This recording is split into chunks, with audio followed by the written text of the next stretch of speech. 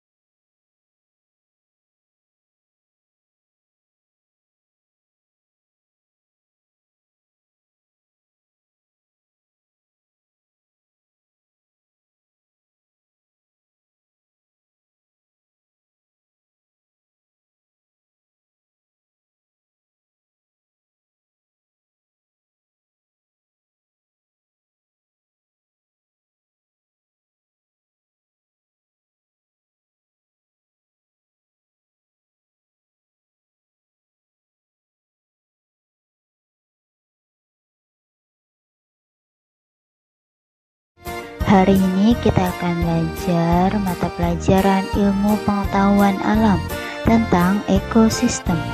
Langsung saja kita simak pembahasannya berikut ini. Pengertian ekosistem dan jenis makanan hewan.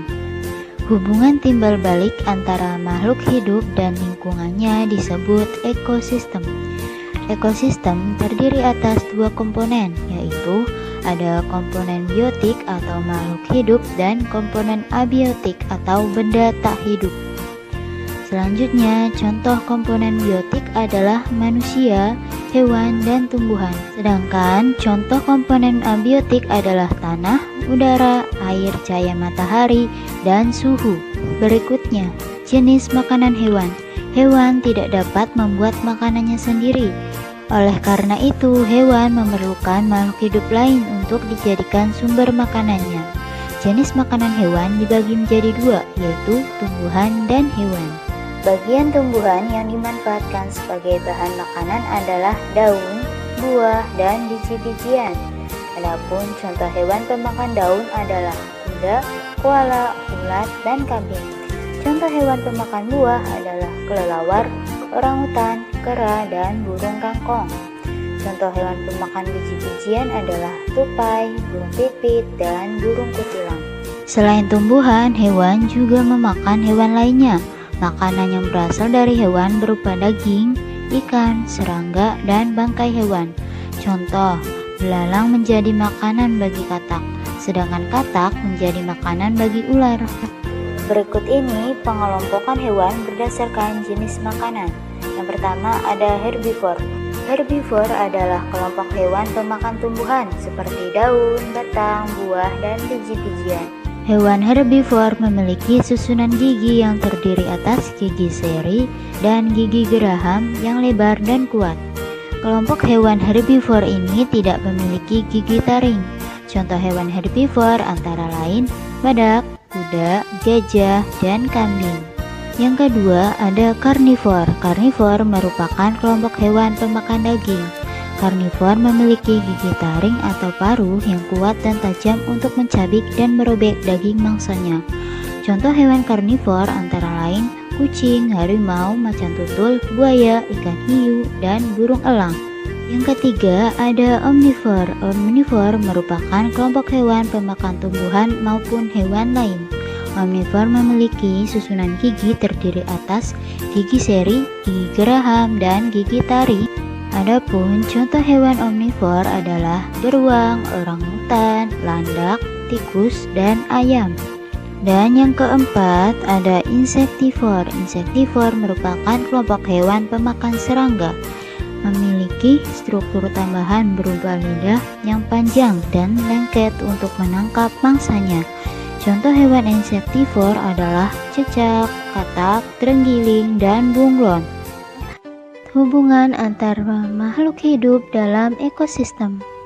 Ya, pada pembelajaran sebelumnya kita sudah mengetahui apa itu ekosistem ya.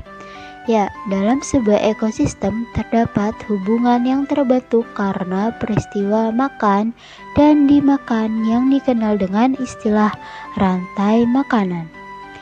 Rantai makanan adalah peristiwa makan dan dimakan antara makhluk hidup dengan urutan tertentu. Berdasarkan perannya, makhluk hidup dalam rantai makanan terdiri dari beberapa tingkatan, yaitu pada tingkat pertama sebagai produsen, yaitu makhluk hidup yang mampu menghasilkan makanannya sendiri. Contohnya rumput, padi, jagung, dan tumbuhan hijau lainnya. Produsen juga mampu mengubah energi dari cahaya matahari menjadi energi kimia. Selanjutnya, makhluk hidup tingkat kedua disebut konsumen primer atau konsumen satu.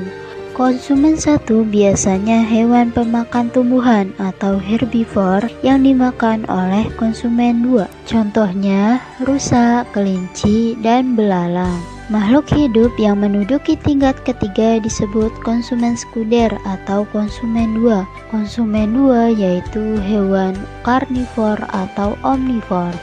Contohnya ayam, ular, katak, dan tikus. Selanjutnya, makhluk hidup yang menduduki tingkat tertinggi disebut konsumen puncak, yaitu kelompok hewan karnivor yang tidak ada pemangsanya. Contohnya singa, elang, dan harimau. Dan yang terakhir adalah pengurai, yaitu makhluk hidup yang mengurai sisa-sisa makhluk hidup lain yang telah mati.